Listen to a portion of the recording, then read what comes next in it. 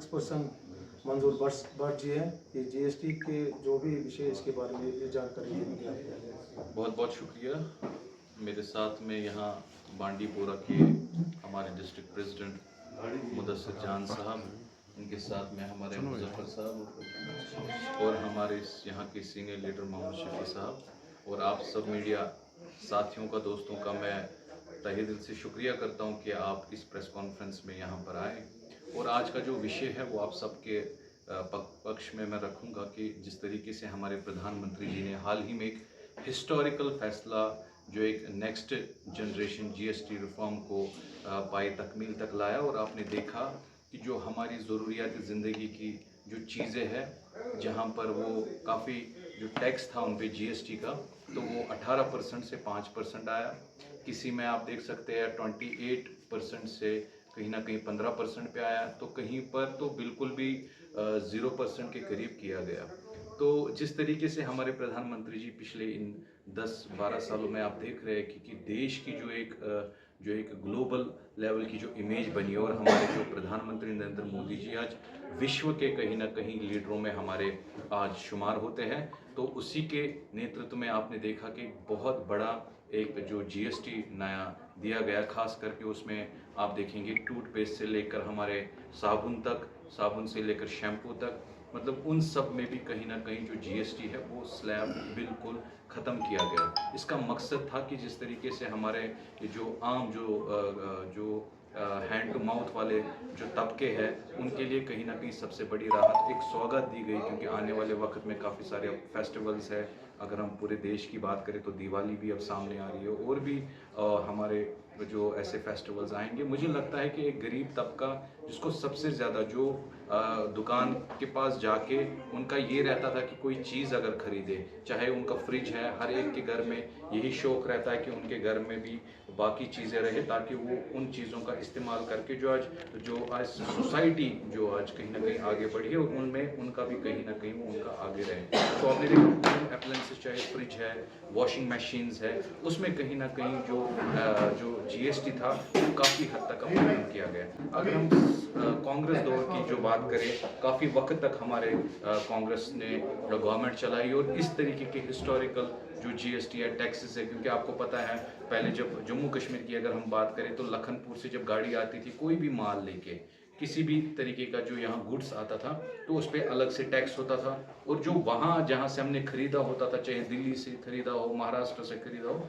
वहाँ पर एक टैक्स होता था, और फिर जब यहाँ पहुँचता था तो तीसरा टैक्स लगता था। तो कई प्रकारों के इसमें टैक्सेस होते थे।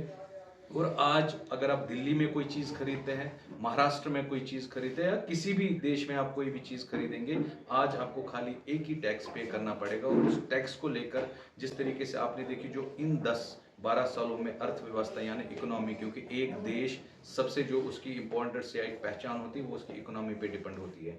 जब इकोनॉमी कहीं ना कहीं आज हमारे वर्ल्ड लेवल पे आज हम तीसरे नंबर पे आज हमारा भारत ये आया है, तो कहीं ना कहीं उन चीज़ों को मद्देनज़र रखते हुए आपने देखा कि खास करके आम गरीब लोगों का इसमें फ़ायदा देखा गया, और 3 वो जो स्लैब्स है वो ख़त्म करके आज जो जीएसटी है, नया जीएसटी हम देखेंगे, क्योंकि जिस बांडीपोरा में खड़ा हूँ यहाँ पर भी काफ़ी सारे जो एग्रीकल्चर या खेती बाड़ी है, और एक किसान के लिए सबसे बड़ी चीज़ कि जब तक वो किसान अपने उस जिस ज़मीन में वो चाहे खेती करे, चाहे बाग लगाए, तो उसके लिए उसको सक्षम होना पड़ता है। जैसे हमारे देश के जो इंडियन आर्मी है, जब वो बॉर्डर पे कोई लड़ाई लड़ते हैं तो वो बिल्कुल जदीद तरीन टेक्नोलॉजी से चीज़ों से लेस होते हैं। तो ऐसा ही एक किसान भाई भी हमारा होता है, जब तक उसके पास जदीद तरीन टेक्नोलॉजी के चाहे ट्रैक्टर्स हो या ऐसी मशीनरी हो, मोटर्स हो, जब तक कि वो उनके पास नहीं होगा, एक किसान कामयाब नहीं होता। और आप देखिए सबसे ज़्यादा एग्रीकल्चर को भी इसमें, आप ट्रैक्टर का देखिए कितना जीएसटी होता था, आज वो उसी जीएसटी को मुझे लगता है आधा जो 50% के करीब घटा के कहीं ना कहीं हमारे एग्रीकल्चर के भाइयों को भी ये लाभ मिला है। आप भी क्योंकि इसी बांडीपोरा के रहने वाले हैं, हम देखिए टूथपेस्ट एक छोटी सी चीज़ है, हर किसी के घर में इस्तेमाल होता है, कहीं ना कहीं जिसका 15% से 5% टैक्स, तो कहीं ना कहीं एक बहुत बड़ी उपलब्धि है ये समक्ष हम, क्योंकि हमारी पार्टी का जो दायित्व दिया गया है कि जिस तरीके से जीएसटी को आम गरीबों के लिए, लोगों के लिए फ़ायदे के लिए रखा है, तो हम इसको जन जन पहुंचाएं, उसी प्रोग्राम के साथ आज हमने इस बांडीपुरा में आप सबके साथ बैठ के प्रेस कॉन्फ्रेंस की। देखिए, स्टेटहुड का जहाँ तक सवाल है, हम बार बार कहते हैं, हम उस चीज़ पे अगर अमल करें जो हमने लोगों से वादा इलेक्शन में किया। स्टेटहुड का हमारे वजीर आजम नरेंद्र मोदी साहब ने वादा किया है। हमारे गृह मंत्री होम मिनिस्टर अमित शाह साहब ने floor of the house parliament में कहा कि आने वाले वक्त में जब सामान्य यहाँ हालात होंगे तो स्टेटहुड मिलेगा। लेकिन बजाय कि नेशनल कॉन्फ्रेंस स्टेटहुड के पीछे रोई, काफ़ी सारे ऐसे मुद्दे हमारे कश्मीर के लोगों के लिए। आप देखिए, अभी एक बहुत बड़ा सैलाब जो हमारे यहाँ के फार्मर्स पे, जो सेब के बागात है, आप देखिए कितना नुकसान हुआ।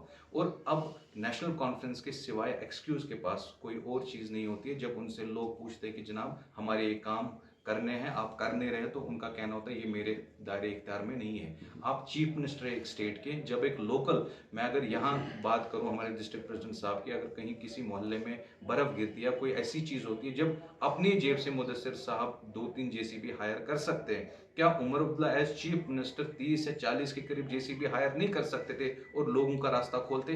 वहाँ क्यों तमाशाई बनना था? तो स्टेटहुड का जब तक सवाल है, वो दी हुई चीज़ है, वो आज भी मिलेगी इंशाल्लाह जम्मू कश्मीर के लोगों को, वो हमें वादा किया गया है। मगर हमारे चीफ मिनिस्टर साहब से आप ये पूछिए कि लोग आज तरस रहे। आप देखिए, जो खास करके हमारा जो आपने 200 यूनिट बिजली कही, या आपने गैस सिलेंडरों का वादा किया, क्या आप उस पर अमला रहे हैं? आज तो आपके ही MLA कहते हैं कि हमसे पटवारी ट्रांसफ़र नहीं हो रहे, कभी CM साहब कहते हैं कि हमारे ब्यूरोक्रेट्स नहीं सुन रहे।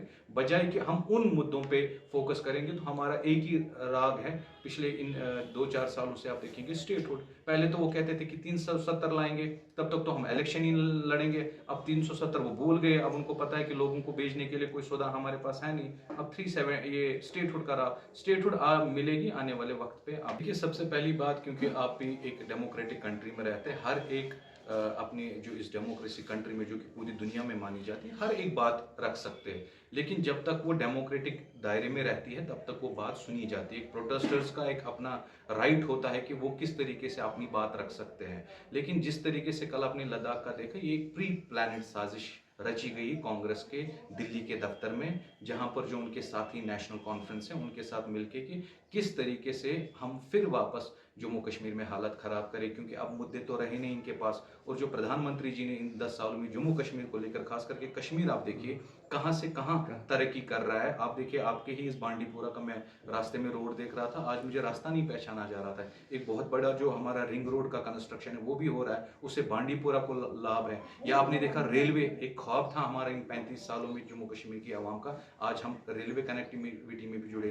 13 घंटे का, आज आप देखिए 13 से 14 घंटे का सफर जम्मू श्रीनगर का था, वो आज आप 6 घंटे में पूरा कर रहे हैं। अब इनके मुद्दे खत्म हो चुके हैं। कल ने देखा, एक पॉलिटिकल पार्टी, ये BJP ऑफिस है, आप अगर स्टेटहुड मांगते हैं तो आपको BJP ऑफिस आने की क्या जरूरत है और यहाँ तोड़फोड़ या इसको जलाने की क्या जरूरत है? उससे क्या आपको लगता है कि स्टेटहुड मिल सकती है? बात रख सकते हैं, लेकिन एक सोची समझी साजिश के तहत कल आपने देखा कांग्रेस के लीडर उस प्रोटेस्ट को लीड कर रहे थे।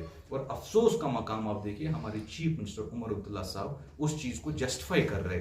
आपने देखा होगा कि आज तक लद्दाखी जो माना जाता है वो हिंसा पे यकीन करने वाला नहीं है, वो एक सीधा साधा इंसान है, डेवलपमेंट पे यकीन रखता है, अपने काम पे यकीन रखता है, और वर्ल्ड रिकॉग्नाइजेशन हमारे लद्दाख को मिल रही है। लेकिन कल आपने देखा वही 10 साल पुरानी वाली तस्वीर जो हमारे कश्मीर में कभी होती थी, कल आपने देखा कि वो हमारे लद्दाख में देखने को मिली। तो कहीं ना कहीं आप समझ सकते हैं कि कांग्रेस दौर जो पिछले 70 साल का कश्मीर में रहा, तो कितनी कोशिश की गई ऐसे हिंसाओं को, ऐसे पथराव करने वालों को भड़काया जाता था। और आज इन 10 सालों में क्यों हमारे कब्रिस्तानों पे ताले लगे? आज क्यों कोई खुदा ना करे कोई नौजवान मारा जाता है, या हमारी जम्मू कश्मीर पुलिस या पैरामिलिट्री फोर्स का? ये तो प्रधानमंत्री जी के काम है। अब क्योंकि इनसे वो रास वो पश नहीं रहे वो काम, अब इनके पास मुद्दे नहीं, और बहुत बड़ा हिंसा हम कंडम करते हैं। लेकिन हमें यकीन है कि वहाँ की लेफ्टिनेंट गवर्नर जो है कविंदर गुप्ता जी और उनकी एडमिनिस्ट्रेशन उस चीज़ को कंट्रोल कर रही है, और जिन्होंने भी इस हिंसा को बढ़ाने में बढ़ावा दे दिया, जो भी इसमें इन्वॉल्व होंगे, उनके खिलाफ कार्रवाई की जाएगी। लेकिन आज कांग्रेस से हम सवाल पूछ रहे हैं कि कल जो आपका नेता, जो काउंसलर है लद्दाख का, वो किस तरीके से इस प्रोटेस्ट को लीड कर रहा था, और किस तरीके से वो आज देश के लोगों को जवाब देंगे कि एक भारतीय जनता पार्टी जो पॉलिटिकल ऑफिस है, आप वहां पर अटैक कर रहे हैं। क्या वो किसी डेमोक्रेटिक कंट्री में ये संभव है कि हम प्रोटेस्ट को कन्वर्ट करें एक हिंसा में, यानी वायलेंस में? और